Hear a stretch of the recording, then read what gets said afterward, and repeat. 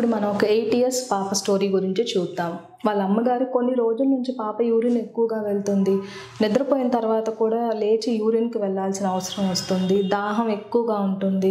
ఆకలి ఎక్కువగా అయ్యి ఎంత ఆహారం తీసుకున్నా కూడా పాప బరువు తగ్గిపోవడం గమనించారు. ఒకరోజు కడుపు నొప్పి వస్తుంది, వామిటింగ్స్ అయిపోయాయని హాస్పిటల్కి తీసుకెళ్తే వాళ్ళు బ్లడ్ టెస్ట్ చేస్తే అందులో బ్లడ్ షుగర్ అనేది 560 ఉంది.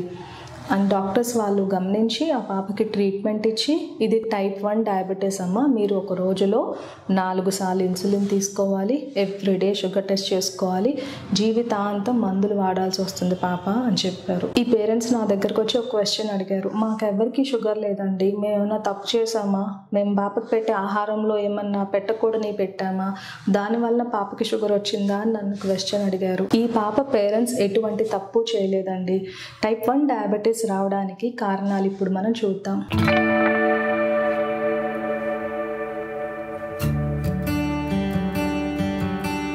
టైప్ 1 డయాబెటీస్ అంటే 30 సంవత్సరాల లోపు ఉన్న వాళ్ళలో ఎక్కువగా గమనిస్తూ ఉంటాము. ఇది ఫ్యామిలీ హిస్టరీ సాధారణంగా ఉండదు.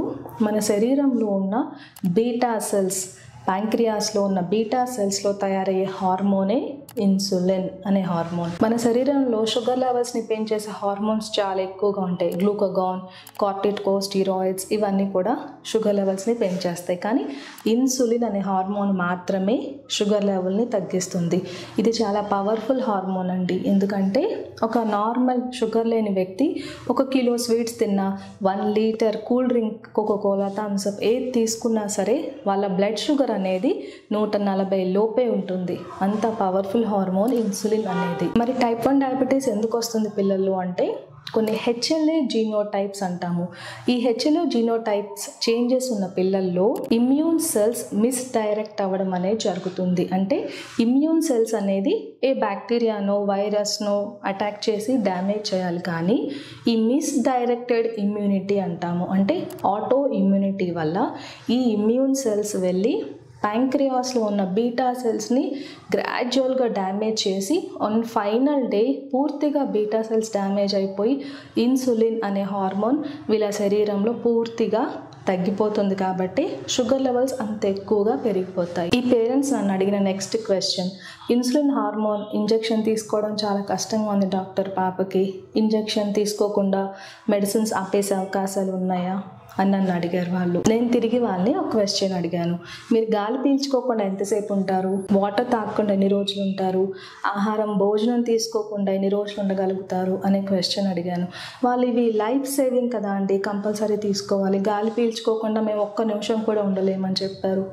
మరి ఇన్సులిన్ కూడా లైఫ్ సేవింగ్ అండి. ఎందుకంటే 1921 సంవత్సరం కన్నా ముందు టైప్ 1 డయాబెటీస్ వచ్చిన పిల్లలు కొన్ని రోజులు నెలల్లోనే చనిపోయేవాళ్ళు.